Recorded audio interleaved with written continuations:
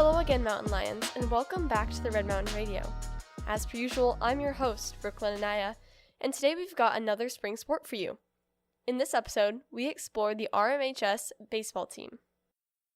For those of you who haven't listened in before, in the Spring Sports Insider, we'll discuss everything surrounding high school sports by getting first-hand, personal accounts from the athletes themselves. If you're curious for more, check out our last episode, which features Brody Crowther, Josie Smeets, and Alex Haney from the track and field team. Our athlete interview for this episode is with baseball. Visiting the podcast today are athletes Hagen, Wright, and Matthew Garcia. Let's take a listen to that conversation. Welcome back, everybody. I'm here with Hagen Wright. Hello, Hagen Wright. And Matthew Garcia. Hello. From the RMHS baseball team. So thank you guys for being here today. Baseball is, it's a really cool sport. You have the New York Yankees, you have all these really high-ranking baseball teams in the United States, and baseball has become really globalized kind of culture at the turn of the century, and you guys get to play this amazing sport here at Red Mountain.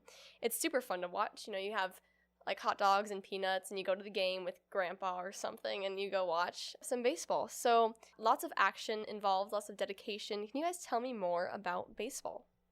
A lot goes into baseball, kind of just like, it could be a lot of mental too, more than physical.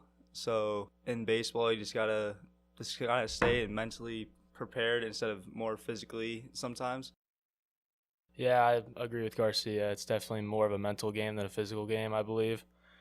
But there's more good days and bad days to overrule the bad days for sure. It's a really fun sport and build a really good family, and our team's super tight, which I like a lot, and everyone likes going to ball games. And the mental part of the game, is it just locking in on the bench, or is it trying not to let the other team get in your head? Well, What's the mental game locking like? in on the bench is part of it too. Yeah, that can be it too. But I think the more mental side is like, you only get like 3-4 at-bats a game, and sometimes you could go 0 for 4, or some days you can go 4 for 4. And so I feel like that part of the side of the mental side is this like, when you're not doing good, you just got to stay locked into the game, and you could make plays on defensive side too. It's a very up and down sports. Like, some days you're at your high and some days you're at your low. Yeah. So how can you make every chance worth it? For me, I just try and hit the ball hard, and if it goes to someone, that's just how it can be sometimes. And so for me, is just go out there, and if you get out, go back out there on defense and go make a good play. I just practice as hard as I can, so in game, I know I'm prepared and I'm ready. And if it doesn't work out in my favor, that's just the game, I feel like. I don't take it personally. I just take it with a grain of salt. There's a lot of self-development in baseball, kind of holding yourself to that higher standard. Yeah, there is. Yeah. I feel like in baseball, what we do in practice every day is kind of the same stuff, but it's a repetition sport. So you just do the same thing every day, and then you just try and just get better at that. Perfect the little things. And Hayden, you mentioned that the baseball team is really like a family. It's a group of tight-knit guys that all come together to play baseball, this amazing sport.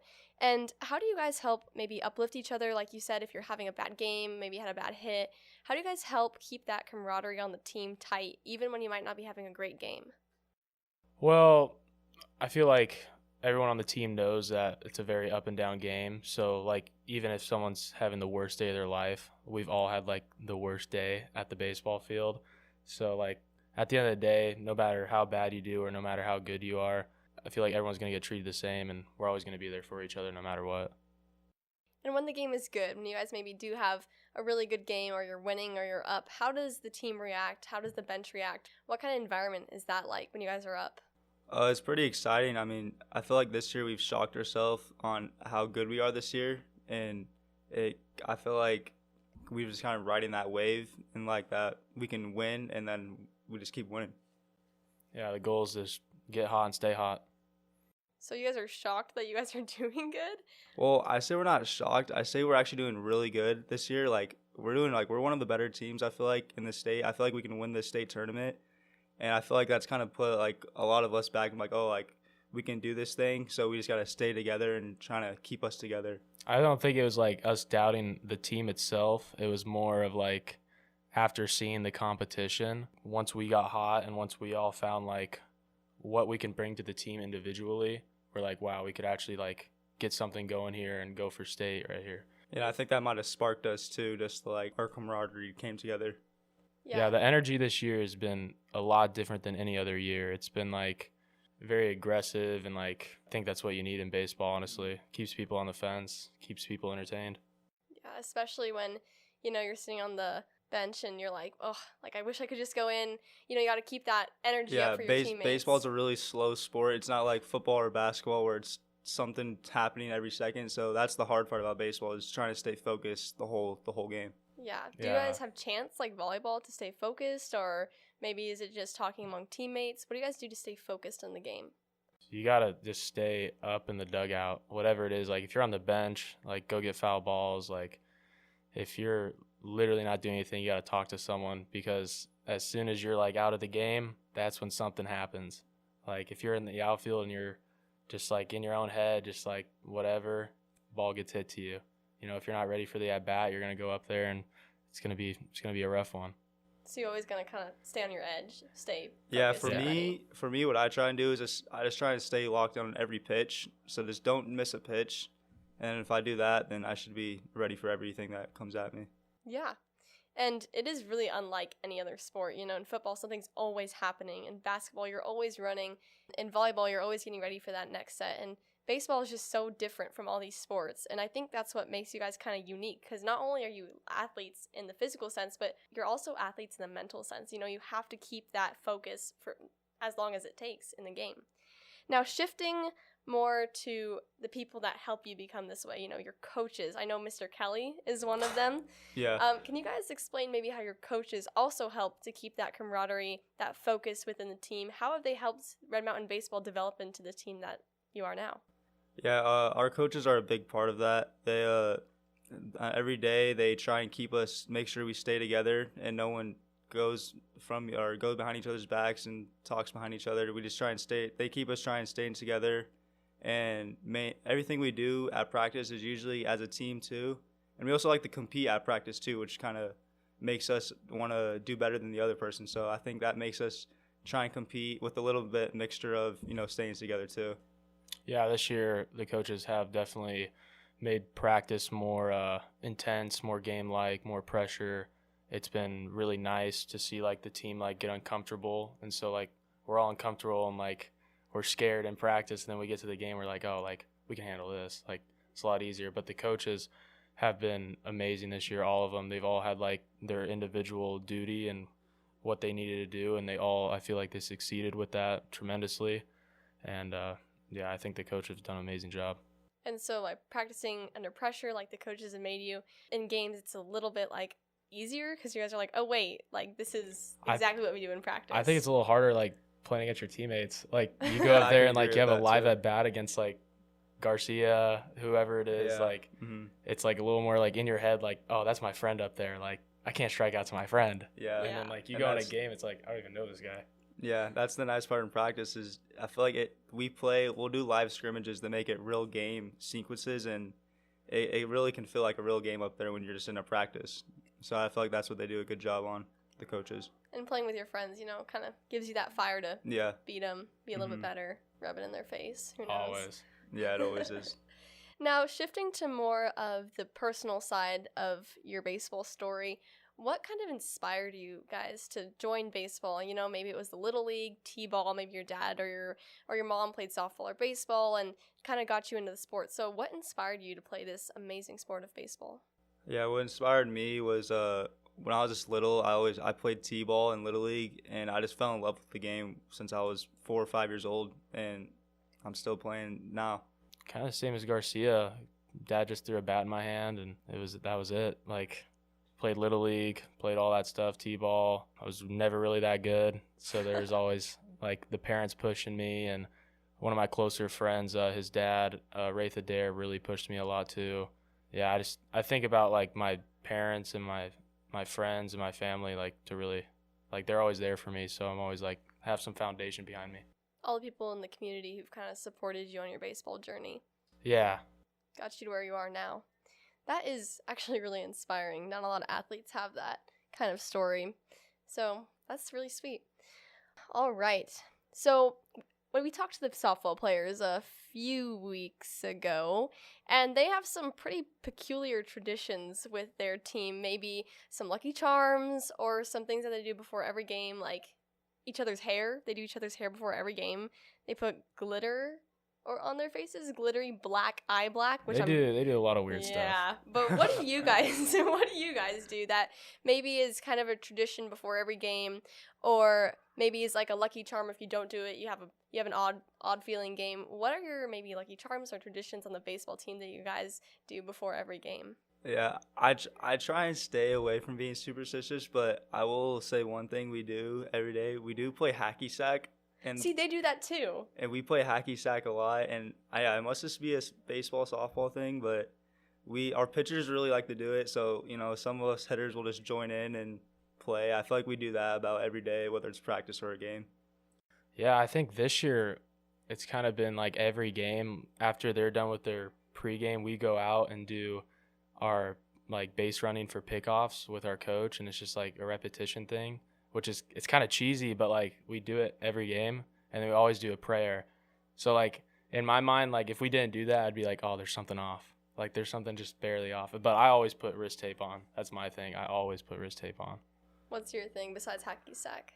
I always wear a white sleeve. I think I've been rocking the white sleeve the whole season, so that could be my lucky charm, I guess, this year. Yeah. If something works in baseball, though, you never say. If it's the underwear, socks, it does not matter. You just keep it. Yeah. You wear it. Yeah. So no glittery eye black and ribbons for you guys? No, if it not worked. for us. I mean if it worked, we haven't tried it yet, so yeah, maybe we next try it season, one game yeah. or something like that. Put See how it glittery eye goes. black on. We'll put it for the underclassmen to try. Yeah. Oh my gosh. Hazing. Okay. Focusing again on you guys, but more of the student side because, you're a student athlete, student before the athlete, all that jazz. You guys are seniors, yes? So you would say that maybe your workload isn't as heavy as it was maybe when you were a junior or a sophomore, but when you did have a heavy workload, and maybe you still do, I don't know, but when you did have that heavy workload, how did you guys balance the intense baseball practices and maybe you're out late for a game and you still have a lot of homework? How do you guys balance that student homework practice combination? Yeah, what I try and do is I know I have a few friends on the team that we have classes together, and so when there's a day where maybe we get out of practice early, we'll try and do a study day. We'll try and go somewhere and just knock all of our homework we have that week or that we had the last week. And I feel like that was the biggest thing that helped me on the school side.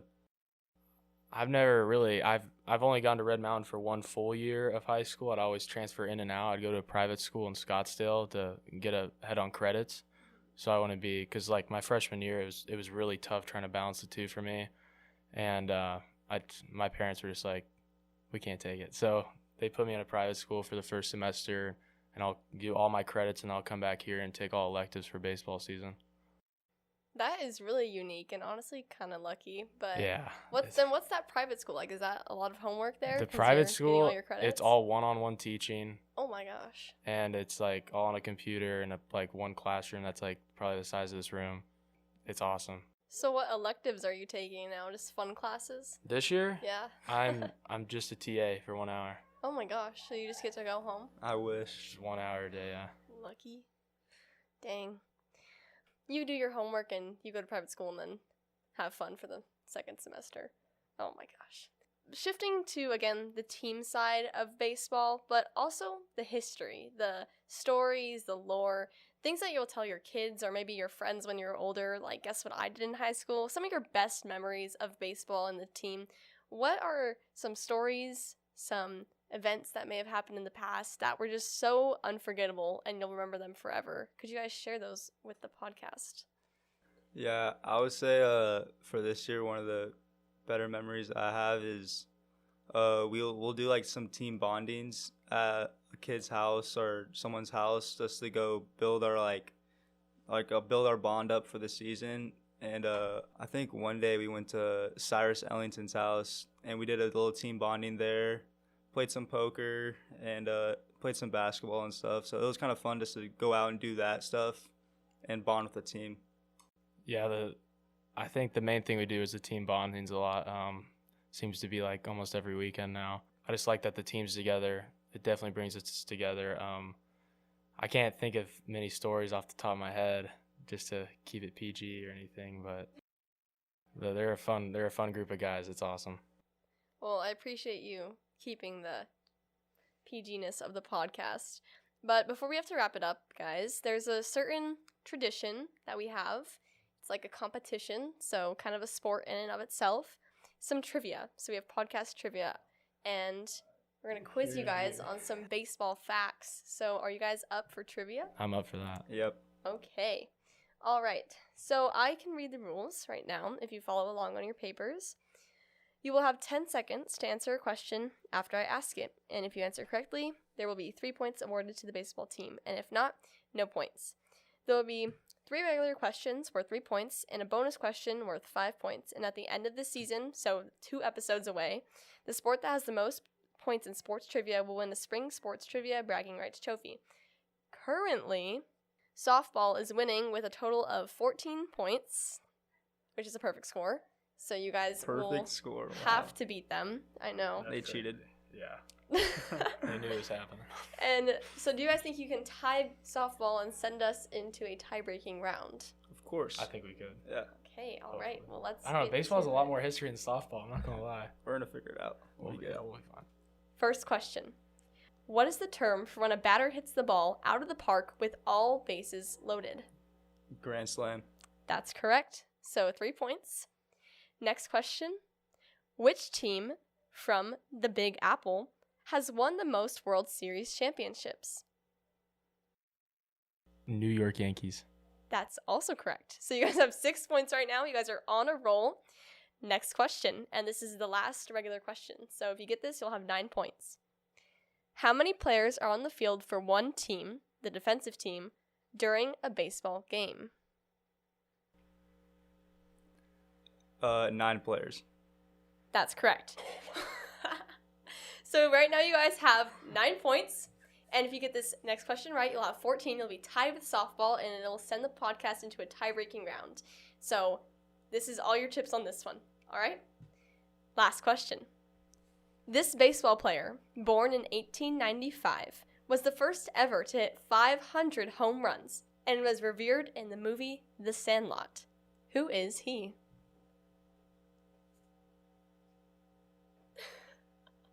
Lock in your answer. Babe Ruth. That's correct. He said So- Benny the Jet. That's the character, Hey, bro. I'm sorry.